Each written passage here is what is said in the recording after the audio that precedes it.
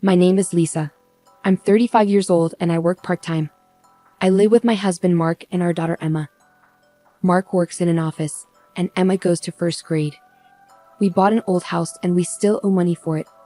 When Emma started school, I got a part-time job to help pay for the house. Mark's older sister Nancy got married before us. She lives with her dad, Mark's dad, in their family home.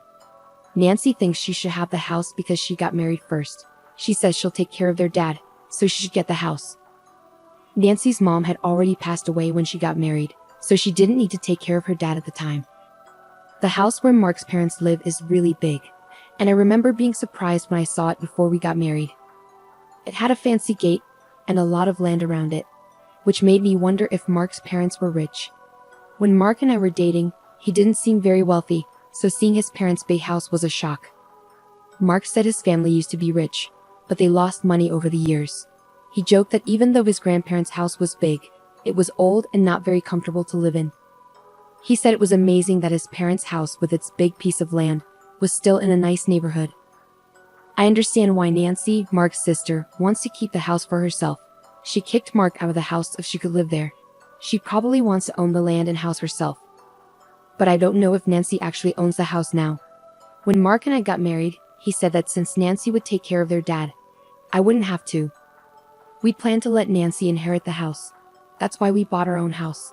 It might make their dad feel better to be taken care of by his daughter instead of me if he ever gets sick and needs help. When we go to visit Mark's family for Christmas or summer holidays, Nancy doesn't treat her dad very well. Even during meals, it feels like he's not part of the family. If Mark or I try to sit with him, Nancy gets upset and says he prefers to eat alone. After meals, when I talk to my father-in-law in his room, he tells me he's not happy living there because Nancy causes problems. He says he always eats separately from Nancy's family and gets less food. But Nancy still takes a lot of money from him, even though he only has his pension. Nancy doesn't do his laundry or help with chores much. My father-in-law does most of the cleaning and gardening because Nancy ignores him. Even her husband and kids don't treat him well. When my father-in-law asked Nancy's husband for a ride to the horse race track, he got yelled at. Nancy's son, who's 10, is rude to my father-in-law, saying he smells and should stay in his room. It seems like my father-in-law doesn't remember ever holding his grandson, even though they've lived together since he was born. When my daughter visits, my father-in-law loves spending time with her. He tells her she's his only grandchild, sounding a bit lonely. Hearing this makes me feel sorry for him. Whenever we go to his house, my husband gets upset and tells Nancy to treat their dad better. But Nancy gets angry with my husband, accusing him of trying to take the house away from her. I won't let anyone take this house, my husband insists. It's worrying how much Nancy cares about the house. Then, my father-in-law had a fall at home. The house isn't set up for elderly people, and he tripped over a small step, breaking his right hand. Luckily, he didn't have any other injuries and didn't need to go to the hospital, but it's hard for him to do anything without his right hand. When we visited him, we were shocked to see how weak he'd become. Not only can he not use his right hand, but he can hardly move his feet and clearly needs help. But Nancy's family completely ignores him and doesn't take care of him. He can still manage to get to the bathroom by himself, but eating is really hard for him. My husband confronted my sister-in-law right away. "Why aren't you looking after Dad?" But she didn't seem to understand why he was upset and just laughed it off. A broken hand is no big deal. He can walk by himself, and he's not complaining. It seemed like my father-in-law, used to being ignored, couldn't stand up to my sister-in-law, and she probably knew it. My husband was even more angry. "Isn't it obvious we should take care of our parents?" When he said that, my sister-in-law smirked and said, "You can take care of Dad. I don't want an old man with hardly any money." I was furious at how my sister-in-law could talk about her own father like that. She even said, taking care of a father who only gets a small pension isn't worth it. Her words were so mean that I lost my temper and spoke up. "Fine, we'll take care of him. He won't heal properly if he stays here." My husband agreed, and we decided to take my father-in-law and leave his house right away. While we were packing up my father-in-law's things, my sister-in-law started saying we couldn't have the house just because we were taking care of Dad. She cared more about the house than her own father and didn't have much else to say. My husband brushed off her comments, saying, "Don't worry, I already bought a house. I don't need this one. Do whatever you want with it." My sister-in-law seemed relieved to hear that. Even as we were getting ready for my father-in-law to move, my sister-in-law and her husband didn't help. Instead, they were mostly interested in checking if there were any valuable items among his belongings. They were probably relying on his pension, but with him leaving, that would stop. They hoped to find something valuable they could sell for cash, but they didn't find anything valuable. When my father-in-law left his house, my sister-in-law and her family didn't bother to say goodbye. They were very cold-hearted. When my father-in-law arrived at our house, he seemed much happier as he played with my daughter. He was like a different person compared to when he was living at his old house. We let him stay in a room that we weren't using, but because the move happened suddenly, we couldn't make any preparations. If we had known earlier, we could have done some renovations, like installing handrails and removing steps. I said to my father-in-law, feeling sorry that we weren't fully prepared, "I'll install the handrails later." To my surprise, my father-in-law also apologized. "I'm sorry for making you worry. I wonder if $200 million will be enough to take care of me and my horses." I couldn't help but laugh. Was my father-in-law making jokes now? He seemed much happier since moving in with us. "Horses?" I chuckled, knowing it was unlikely. "I'm not sure how much it costs to take care of horses, but taking care of you will probably cost more." I couldn't understand why my father-in-law brought up horses, but his joke seemed way over the top, like something a wealthy person might say. But when I saw his worried face after my response, I started to worry too. He asked, "Does taking care of a person really cost that much?" "All I have left is $200 million. Looking at his serious expression, I realized he wasn't joking earlier. I panicked and tried to explain that my previous comment was just a joke. $200 million is more than enough. It's actually too much. I rushed to my husband to ask about the horses and the $200 million. He was just as confused, but then he remembered something about his grandfather being a landowner. "Remember how I told you my granddad was wealthy? Maybe Dad used to own horses." My husband and I decided to talk to my father-in-law to get the full story. It turned out that he had been owning horses for years, and his trips to the racetrack were actually to check on his own horses, not to bet. He had kept this a secret from his family, so my husband and his sister had no clue about it. Now, with his broken hand and thinking about his future, he worried that if he mentioned owning horses and having $200 million in assets, his daughter and son-in-law might demand it all. He got concerned when I mentioned making home modifications, thinking it might trigger their demands. That's why he decided to tell me about his horse ownership and finances. Understanding the situation, my husband reassured his father, saying, "I'm not sure how much it costs to take care of horses. If you've got $200 million, you should be okay. We'll handle your caregiving expenses, so don't worry about it." His confident words reassured me too. After checking with the person who had always looked after the horses, we made sure there wouldn't be any issues, and we'd put the horse matter to rest. Now that I knew my father-in-law was quite wealthy, I started to see him in a different way. I couldn't help but think that his daughter, who had kicked him out despite his wealth, would regret it once she found out the truth. The idea of her regret brought me some satisfaction. Since my father-in-law moved in with us, our lives had changed. It was busy juggling my part-time job and taking care of him, but my husband helped, and we managed. Having my father-in-law at home brought a new companion for my daughter, and he seemed happier too. His walking had improved since he moved in, and even though we hadn't finished the home modifications yet, he could walk slowly with a cane. Although his broken hand hadn't healed yet, he was practicing eating with his left hand.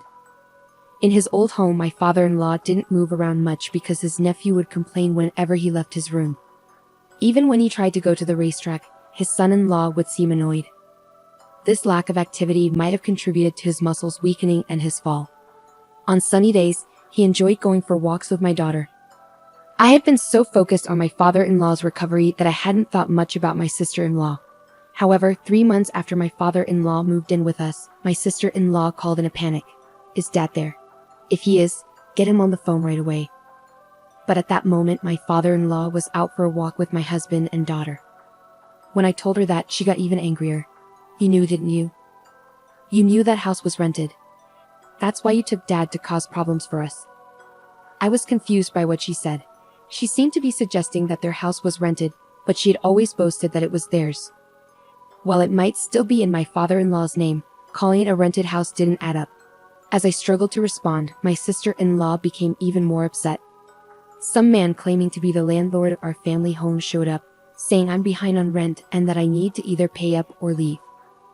I was even more confused when she mentioned the landlord of the in-laws' home. Shouldn't it be my father-in-law? Did he go to collect rent for my sister-in-law? Just then, my father-in-law returned, so I quickly explained the situation and had him answer my sister-in-law's call. With a hint of anger in his voice, my father-in-law spoke to the daughter who had driven him out of his own home. Weren't you told that the house was rented? That house belongs to the company where my father was the CEO. I've been paying the rent until you kicked me out. My father-in-law sounded distant, and my sister-in-law, sensing his anger, shouted from the phone, I haven't heard anything about this. I'm coming over right now, so wait for me. About 30 minutes later, my sister-in-law and her husband arrived, looking flushed and surprised to see my father-in-law walking on his own. But there were bigger issues to address as my sister-in-law erupted once more. I thought the land and house belonged to you, Dad. Did you deceive me? My sister-in-law's husband asked. All that aside, can you please pay the rent? If you don't, we'll be kicked out of the house. My father-in-law laughed it off. Why should I pay rent for a house where I'm not living? After you guys kicked me out, don't you think that's a bit too much to ask? Unable to respond to my father-in-law's reasonable statement, my brother-in-law fell silent. This time, my sister-in-law began to speak. Dad, were you planning to make us struggle from the beginning? You seem far more energetic than when you were living with us, even though you pretended to be injured. To address my sister-in-law's strange accusation, I intervened. That's because he's been doing rehabilitation exercises every day, working on walking, and practicing using his injured hand for eating. My father-in-law chimed in, reinforcing my words. I actually think being kicked out by you guys was a blessing. Since I came to live with Mark, we all eat together, and I'm never made to feel like a nuisance. Upon hearing this, my sister-in-law and her husband fell silent, their jaws clenching shut. Then, right on cue, my daughter came and unwittingly revealed my father-in-law's true status. Grandpa, your horse is going to race in the next horse race, right? My father-in-law grinned and replied, yes, it'll be in this Sunday's race. Why don't we go watch it together? My daughter happily dashed off, but my sister-in-law and her husband seemed to grasp the significance of this. They hastily asked my father-in-law, Dad, do you own a horse? Are you a horse owner? My father-in-law replied, a smug look on his face. I stayed silent because I knew if I mentioned money, you try to take it. And I know talking about horse racing always makes your husband frown. With that, my father-in-law's previously cheerful demeanor turned serious. His intimidating expression sent shivers down my spine. And as he began to speak slowly, the tension in the room intensified. I no longer consider someone like you, who disrespects your own father, as my daughter. I knew you only moved in with me for the inheritance. Caught off guard by my father-in-law's stern words, my sister-in-law was visibly stunned. With the final blow, my father-in-law declared, you won't get a single cent of my inheritance. Upon hearing this, my sister-in-law appeared shocked and stumbled backward. Her husband, who had been trying to support her, looked defeated and left the room. The rent for my father-in-law's house was a hefty sum, and it was impossible for my sister-in-law and her husband to afford it. So inevitably, they had to move out. I had no idea that my parents-in-law's house was rented, and my husband didn't know either. He later confirmed it with his father. After moving out, my sister-in-law, who had been spending money recklessly without worrying about rent, suddenly found herself in a financial crisis. Their spending habits were hard to break, and they started relying on credit cards to make ends meet, which only resulted in mounting debt. I heard that my sister-in-law and her husband, unable to rely on my father-in-law anymore, moved to her husband's parents' house, but I'm not sure what happened after that. Meanwhile, things have been going well for us since we started living with my father-in-law. My father-in-law, who had previously broken his hand, healed well, and his legs and hips became stronger to the point where he could do everything on his own. He's now so energetic that he goes jogging with my daughter. He's like a completely different person from when we first moved in. Since that incident, my father-in-law has been having discussions with my husband and thinking about the future, even drafting a will. I'm not sure what's in the will, but I assume he's arranged things so that his daughter won't inherit anything. What made me happiest was when my father-in-law paid off the remaining balance of our home loan. We still had nearly 20 years of payments left, but I'm grateful that he paid it off ahead of schedule. With the loan fully paid, my father-in-law is considering doing some renovations to our home to make it more accessible. He talks about his plans with a smile, but I don't want him to talk about becoming bedridden. I want him to stay healthy for as long as possible.